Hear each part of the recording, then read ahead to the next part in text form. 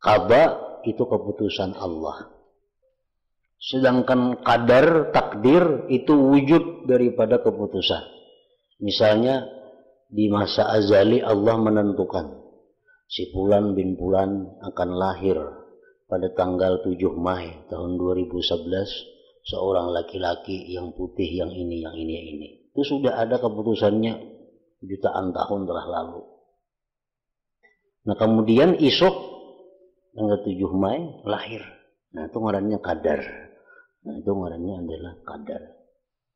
Jadi qadar lawan qada itu berkait. Ada qada, ada qadar.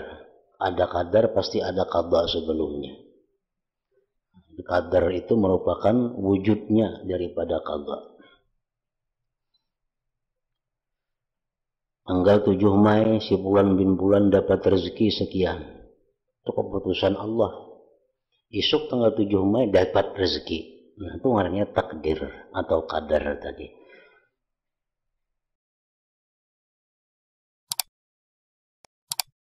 Bismillahirrahmanirrahim. Alhamdulillahilladzi bayyana lana sabilal huda wa amarana bittiba'i rasulihil mustafa.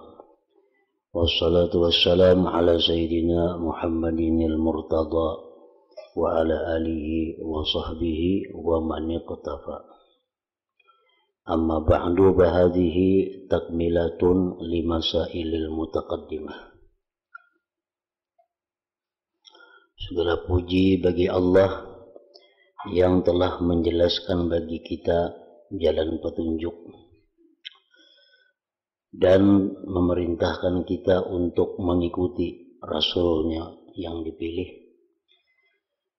Salawat dan salam atas junjungan kita Nabi Muhammad Al-Murtada dan atas keluarganya dan sahabatnya dan orang-orang yang mengikutinya.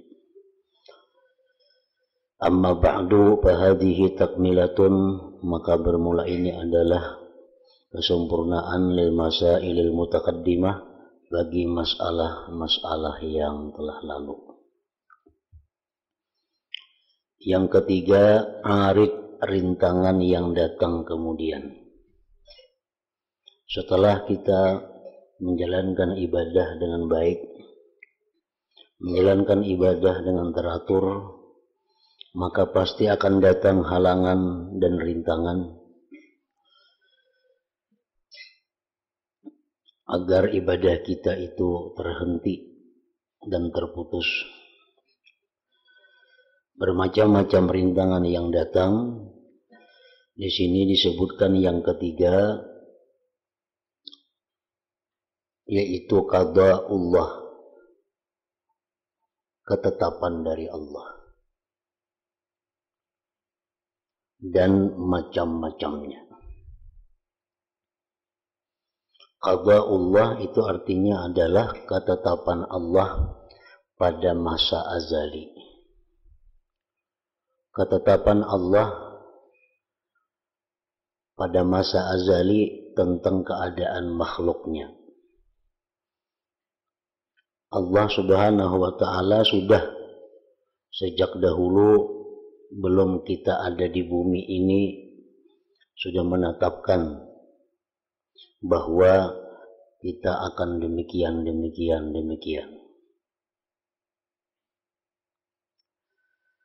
Nah, itu namanya adalah qada. Dan qada'ullah itu, ketetapan Allah itu bermacam-macam. Agar memadai dalam menghadapi arid, rintangan ketiga ini, engkau harus ridha terhadap qada, keputusan Allah Azza wa Jalla. Harus menerima dengan lapang hati apa yang ditetapkan oleh Allah. Kenapa kita dituntut untuk senang hati, lapang hati, menerima keputusan Allah itu?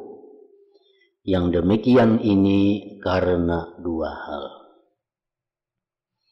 Pertama, supaya engkau bisa tekun beribadah.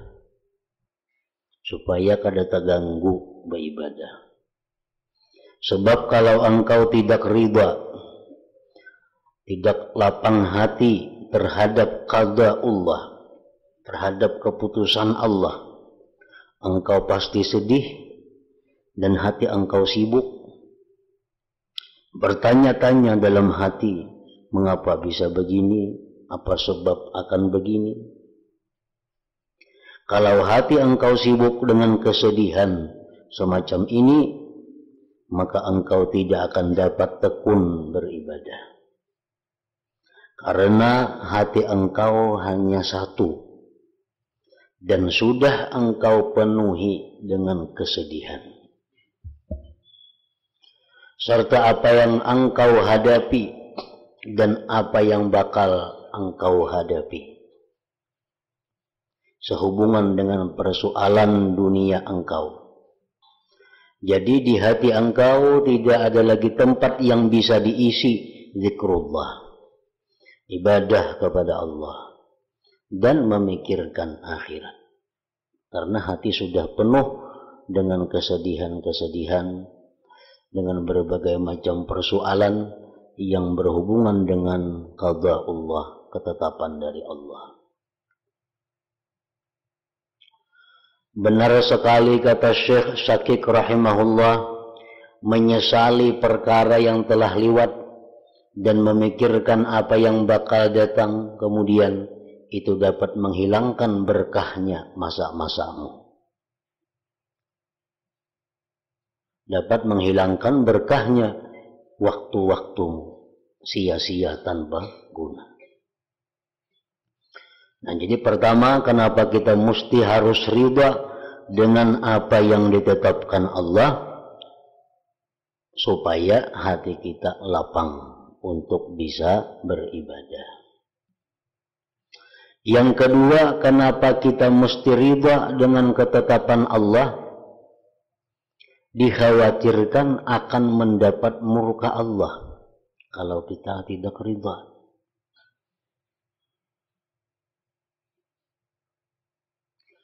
Aku telah meriwayatkan hadis-hadis bahwa seorang nabi di antara para nabiullah mengadu kepada Allah mengenai kesusahan yang dialami. Mengadu kepada Allah dalam arti i'tirad. Nah, arti i'tirad itu mengeritik. Kenapa ya Allah hamba jadi begini? Kenapa ya Allah hamba diciptakan seperti ini? Kenapa ya Allah banyaknya musibah yang engkau berikan kepada hamba? Nah, mengadu seperti itu. Jadi seorang nabi ini mengadu kepada Allah mengenai kesusahan yang dialami. Ini pengaduan itu ada dua. Ada pengaduan itu nang dipuji, nang disukai Allah, yaitu pengaduan yang tujuannya adalah izharul faqri wa talabul aun minallah. Pengaduan sekedar menampakkan kefakiran dan meminta bantuan kepada Allah. Nah, itu dipuji, disukai oleh Allah. Misalnya kayak apa? Ya Allah, ana marid. Ya Allah, ulun sakit, paspini sembuhkan ulun. Ya Allah, ana miskin, ulun miskin, paagnini, maka kaya akan ulun. Ya Allah, ana jahil, ulun ini jahil, fa'allimni, ajarilah ulun ilmu. Nah, itu mengadu juga. Cuma mengadu ini mengadu menampakkan kefakiran dan memohon pertolongan. Ini dipuji oleh Allah. Tapi kalau mengadu yang sifatnya itu i'tirad, nah ini yang dicela. Ya Allah, kenapa hamba jadi kayak ini? Ya Allah, kenapa hamba selalu beruntun diberi musibah? Ya Allah, kenapa hamba ini kada pintar-pintar tuh huknya mutalaah mengaji umpamanya. Nah, mengadu nang kayak itu dimurkai Allah karena itu mengeritik sifatnya. Rancaknya sudah berdoa, ya Allah hamba napa kada kabul juga. Nah, itu Allah kada katuju mangka itu. Model kayak maniwas lawan Tuhan itu. Jadi mengadu ada dua. Jadi bukan artinya mengadu itu mutlak ada boleh lawan Tuhan kada. Ada mengadu nang baik ada, mengadu nang dicela itu ada. Nah seorang nabi nang dahulu mengadu kepada Allah mengenai kesusahan yang dialami. Lalu Allah memberikan wahyu kepada nabi itu. Ya Allah, pantaskah engkau mengadu kepadaku?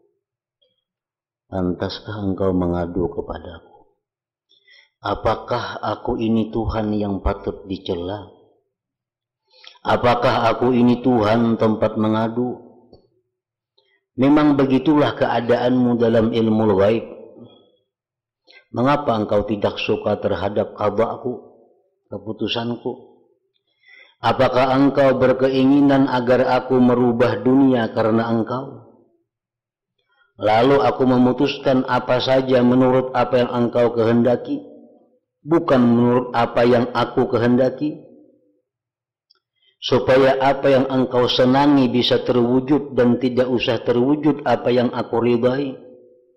Demi keagunganku, ujar Tuhan, aku bersumpah bahwa apa yang engkau adukan kepadaku ini, kalau tergerak di hatimu sekali lagi, maka pasti aku mencabut nur kenabian dari dirimu, dan tentu aku akan menceburkanmu ke dalam neraka. Aku tidak peduli.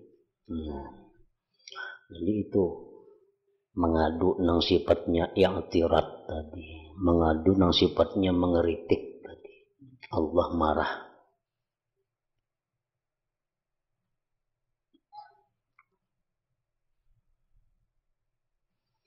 Rajin kalimat-kalimat yang diucapkan oleh para aulia. La ashku ya Rab illa ilaik. Tidaklah hamba ini mengadu, hai Tuhan, melainkan kepada engkau. Nah ini mengadu nang baik tadi. Mengadu nang melapor nang terpuji tadi. Lain melapor kepada Tuhan nang sifatnya mengeritik lain. Nah si Nabi ini mengadu kepada Tuhan sifatnya mengeritik. Lalu Allah benci, Allah murka, bahkan Allah mengancam, bila lagi sekali ya Tuhan ikam mengadu seperti itu, ikam ku cabut daripada kenabian. Orang yang berakal hendaklah mendengarkan dan memperhatikan aturan dari Tuhan yang sangat penting ini, dan ancaman Allah yang amat mengerikan ini terhadap para nabinya dan hamba-hamba yang pilihan ini. Hamba yang pilihan Allah, hamba yang sangat dicintai Allah, tapi karena ia mengeritik kepada Allah, mengiktiraf kepada Allah, Allah ancam. Padahal ini seorang nabi. Nah, bagaimanakah kira-kira tindakan Allah terhadap selain nabi?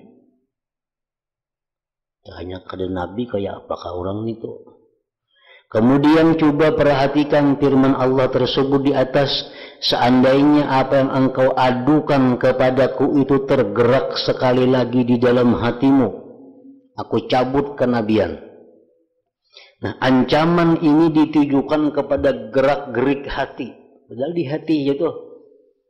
Kenapa ya Allah hamba ini beruntun dapat musibah nih? Kenapa ya Allah hamba ini bilang hamba harus nang diberi nang kada nyaman. Dalam hati aja begeritik ini tuh sudah syarik Tuhan. Lalu bagaimana kalau orang yang menghadapi qada itu, menghadapi keputusan itu berteriak-teriak mengeluh dan mengadu kepada Tuhannya di depan orang banyak serta mengajak teman-temannya untuk membantu pengaduannya. Apalagi kita ucap di muntung artinya, apalagi di tengah orang banyak pulang mengadu.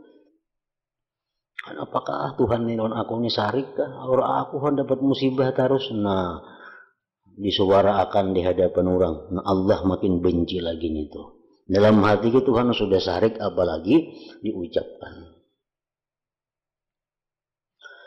Ancaman tersebut ditujukan kepada orang yang tidak suka terhadap qada Allah sekali saja. Lalu bagaimanakah ancaman Allah bagi orang yang selama hidupnya selalu membenci qada membenci keputusan Allah. Ancaman ini untuk orang yang mengadu kepada Allah, lalu bagaimana murka Allah kepada orang yang mengadu kepada selain Allah.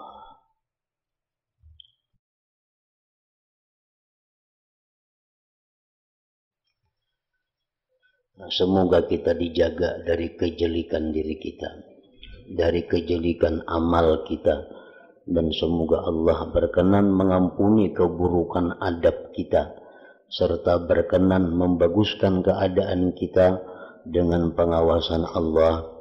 Allah adalah zat yang paling balas kasih kepada hambanya. Amin ya rabbal alamin. Nah, jadi yang kedua tadi, kenapa kita mesti ridha? Agar kita jauh daripada murka Allah. Pertama, supaya kita bisa lapang hati beribadah. Yang kedua, supaya jauh dari murka Allah, maka kita hendaknya selalu lapang hati, lapang dada menerima apa yang diberikan Allah, apa yang diputuskan oleh Allah. Jangan memperutis, jangan mengeritik apa yang sudah ditentukan oleh Allah.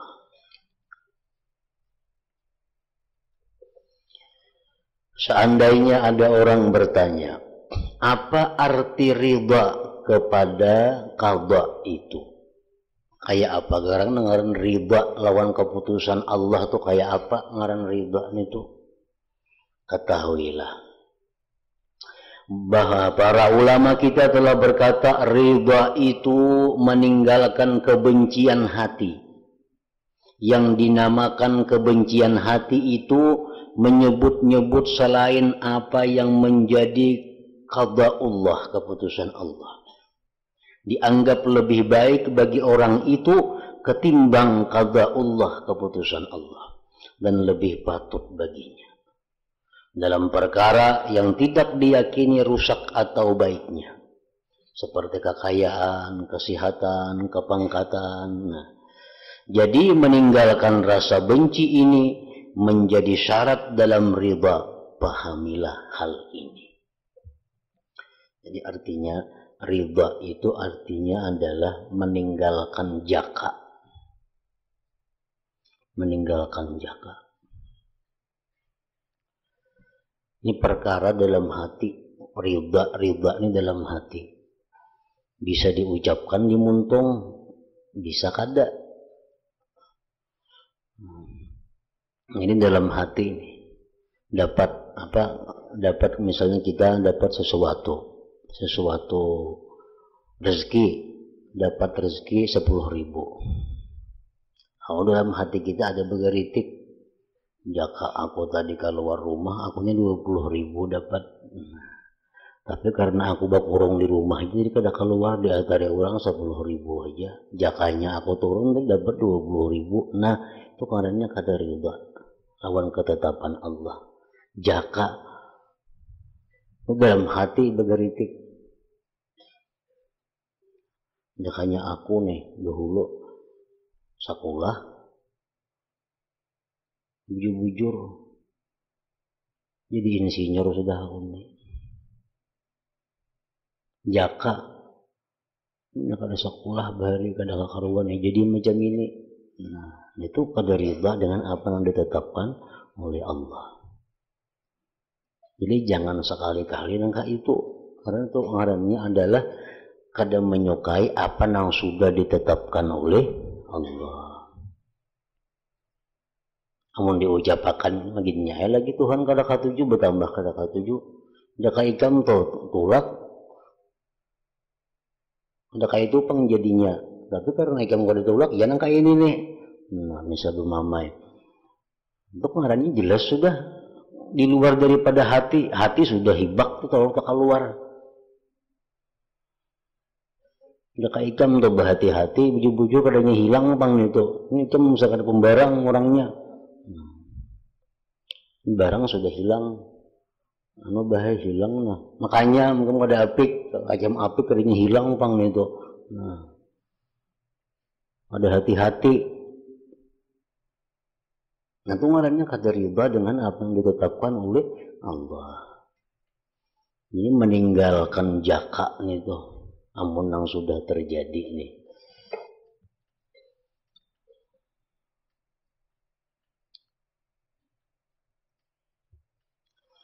Pahamilah hal ini. Jadi itu berbahaya nih tuh, mendatangkan murka Allah. Ya Tuhan, siapa nang kada ridha lawan keputusanku, cari Tuhan selain aku. Dan ikam keluar pada bumi ini, cari bumi yang lain pada ulahanku. Nah, kemana lagi? Nah, namun kita kada mengaji, kada menuntut ilmu, kada tahu, dikira itu boleh aja kita langkah itu. Padahal itu berat hukumannya. Allah sangat benci kepada orang nang kada ridha tadi, nang jaka-jaka tadi.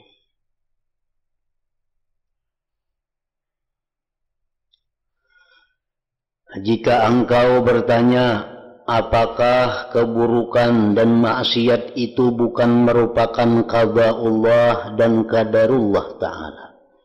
Bagaimana hamba disuruh ridha kepada keburukan yang diwajibkan?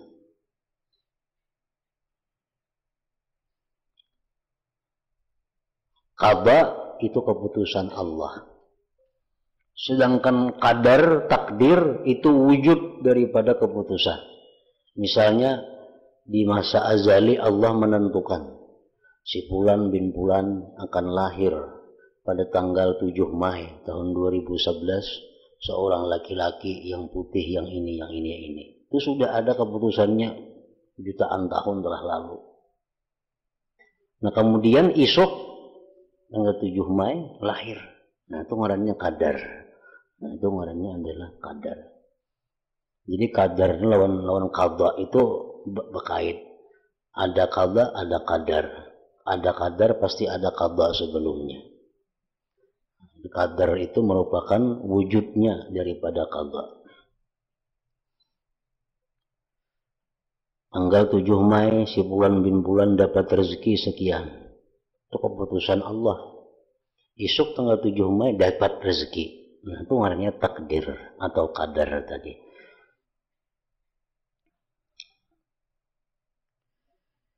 Nah, bagaimana hukumnya mengenai maksiat, mengenai kejelikan atau keburukan? Bagaimana caranya kita ridha dengan maksiat? Kan maksiat itu takdir Tuhan. Maksiat itu keputusan Tuhan. Sedangkan kita disuruh wajib ridha dengan apa yang diputuskan Tuhan. Kayak apa kita lawan maksiat? Kayak apa caranya ridha dengan maksiat itu? Maka disuruh kita membenci maksiat, menjauhi maksiat. Di sisi lain kita disuruh ridha dengan keputusan Allah. Nah, ketahuilah, kewajiban ridha adalah kepada qada'ullah. Kewajiban ridha adalah kepada qada'ullah. Qada jelek tidaklah jelek. Yang jelek hanyalah perkara yang diqada. Jadi ridha kepada qada itu bukan berarti ridha kepada kejelekan. Si Fulan berbuat maksiat, kita wajib ridha. Ridha ke mana? Kita wajib ridha kepada Allah yang telah memutuskan si Fulan itu maksiat. Maka kenapa si Fulan itu maksiat lah, pada orangnya baiknya. Jakanya si anu maksiat, wajar aja orangnya kada mengaji. Si Fulan itu orangnya menuntut ilmu, orangnya pak amal, kenapa ini maksiat? Nah, itu kada ridha dengan keputusan Allah ngarannya. Kita ridha kepada Allah yang telah memutuskan bahwa Fulan bin Fulan melakukan maksiat. Wajib ridha. Kenapa anakku nang jadi peminum? Kenapa anakku nang jadi penjudi? Maka anakku tuh menuntut ilmu orangnya. Nah, itu karena kada ridha. Kita wajib ridha bahwa anak kita yang dipilih Tuhan jadi ahli maksiat. Kita wajib ridha kepada Tuhan yang menentukan anak kita ini orang nang ketujuh maksiat. Wajib ridha lawan Tuhan. Jangan mengkritik Tuhan, ya Allah kenapa anak hamba jadi maksiat nih Allah. Maka hamba mendoakan engkau tiap malam. Hamba minta sampai hajat kepada guru-guru banyak. Kenapa masih aja maksiat? Nah jangankah itu. Kita wajib ridha kepada Allah yang memutuskan anak kita ini jadi ahli maksiat. Wajib ridha kepada Allahnya.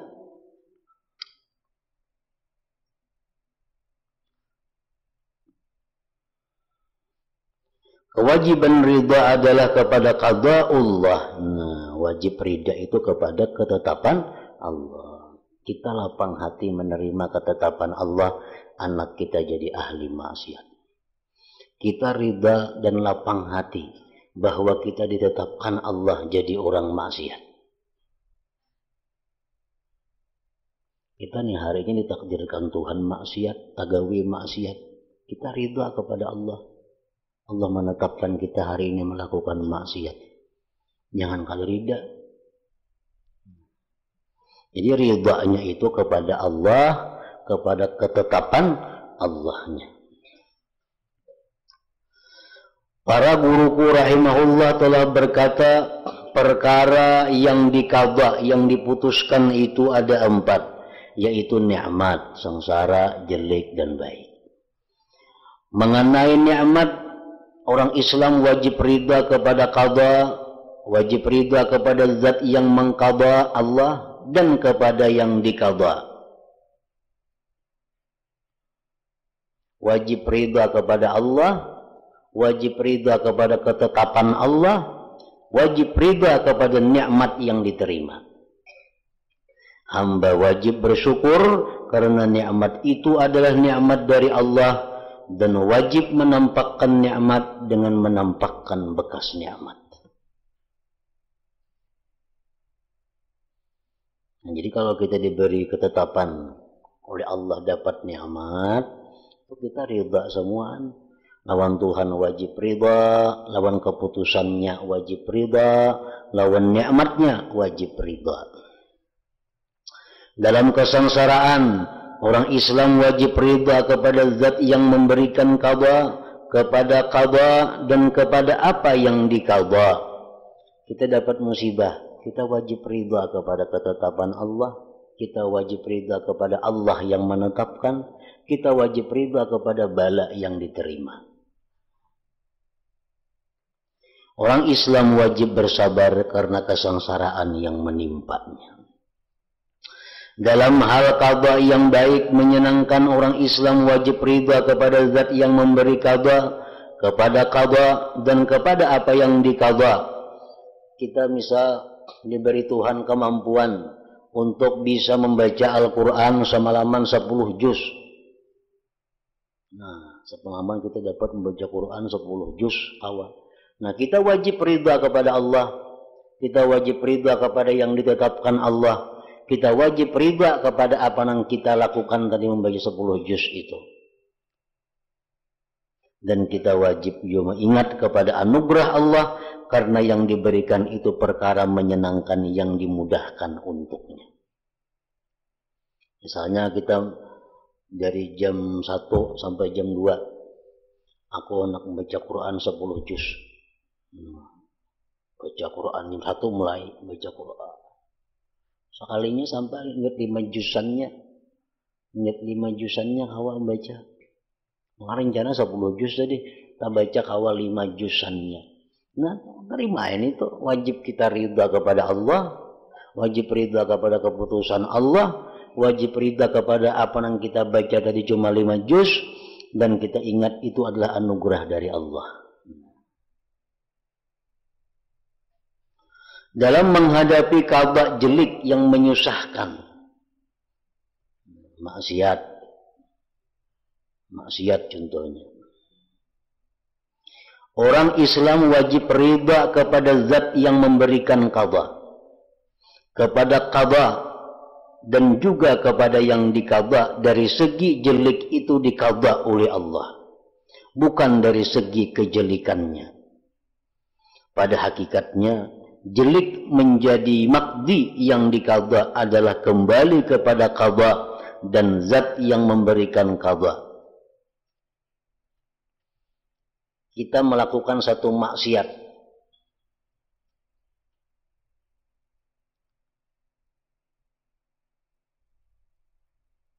kita wajib ridha kepada Allah selaku yang memutuskan. Kita wajib ridha kepada keputusan Allah yang menjatuhkan bahwa kita pada hari ini dapat maksiat. Yang ketiga, kita wajib ridha kepada keputusan Allah yang mengatakan bahwa perbuatan kita itu maksiat. Kita wajib ridha kepada keputusan Allah yang mengatakan bahwa perbuatan kita itu adalah maksiat.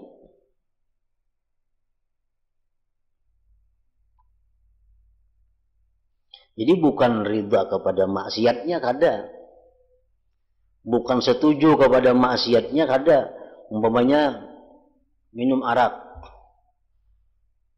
kita sudah menjaga diri, ya ada hendak minum, ada hendak minum arak. Kenapa? Karena keputusan Allah di masa azali kita minum arak, lalu kita minum arak.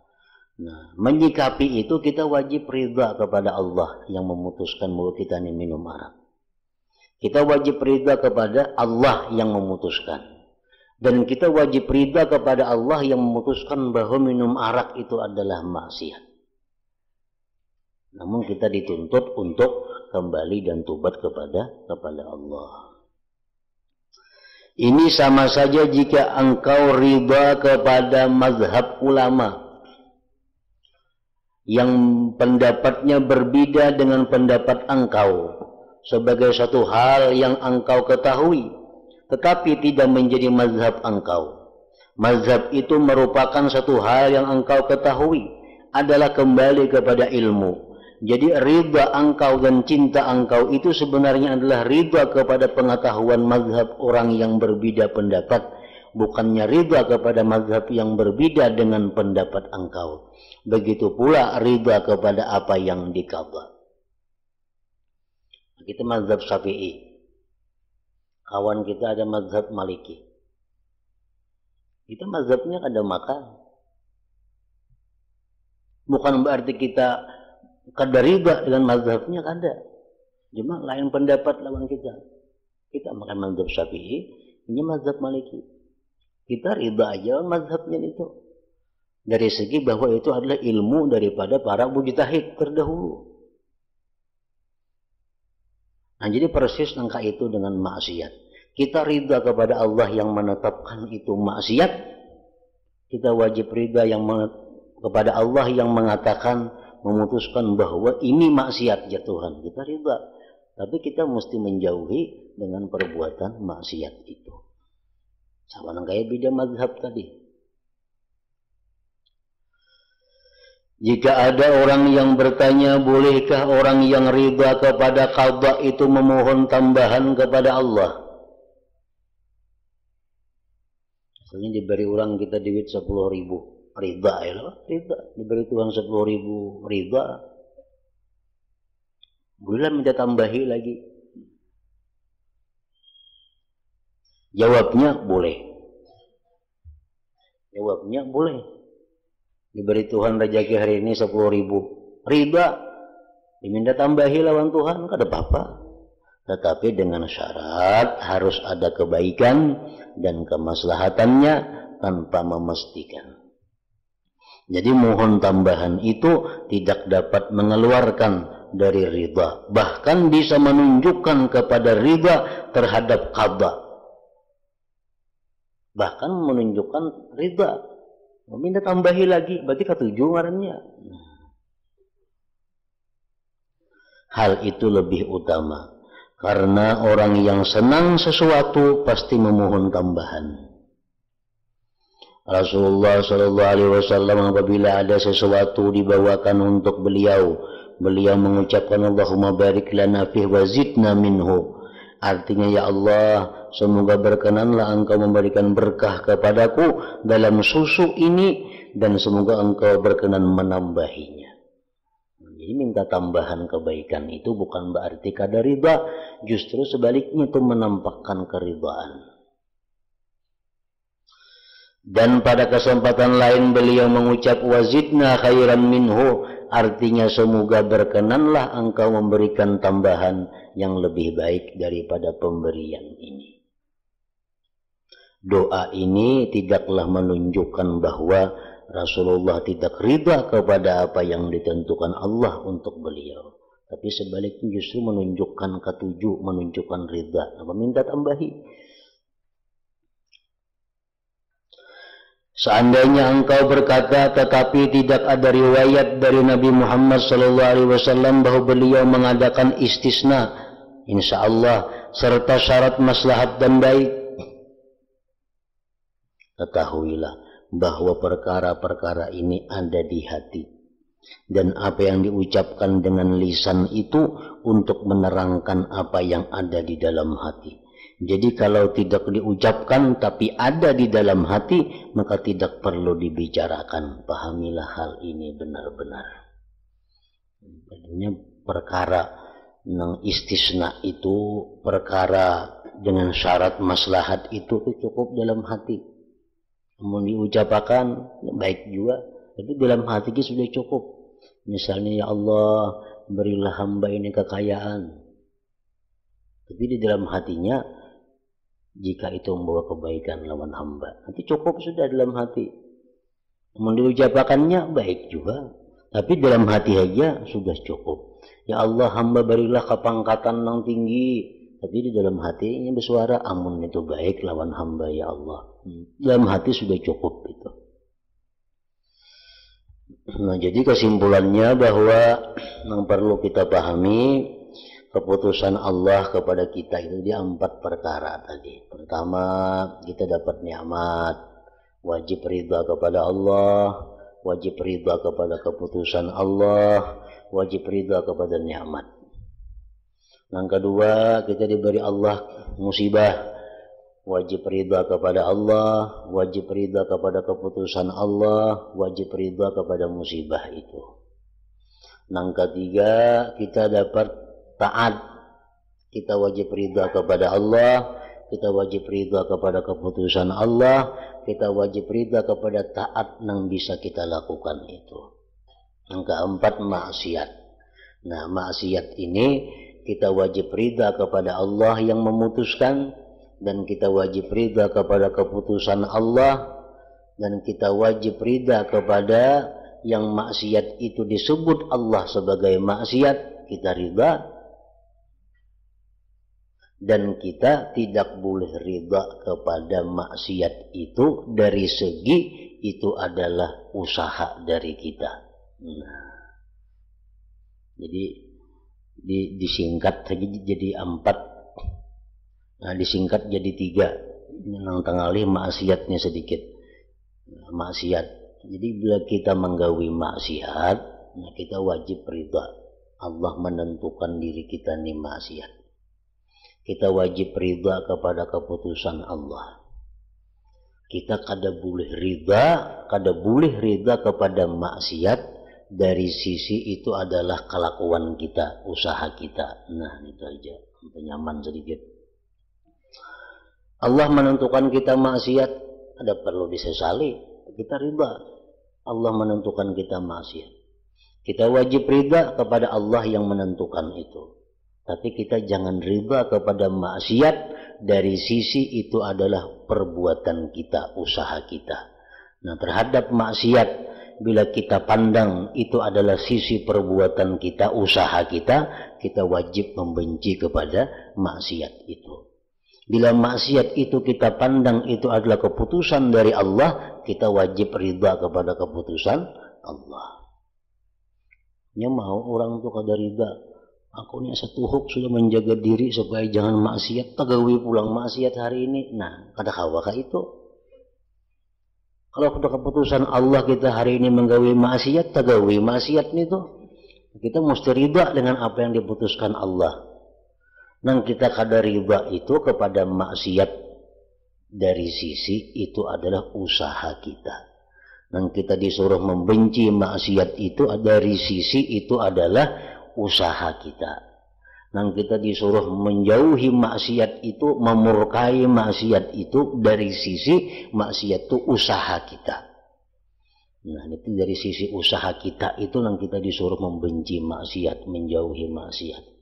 Tapi kalau kita pandang bahwa maksiat itu adalah keputusan Allah, nah kita wajib ridha kepada keputusan Allah. Jadi maksiat itu dari segi mana memandangnya. Kalau maksiat itu kita pandang bahwa itu adalah keputusan Allah, kita wajib ridha.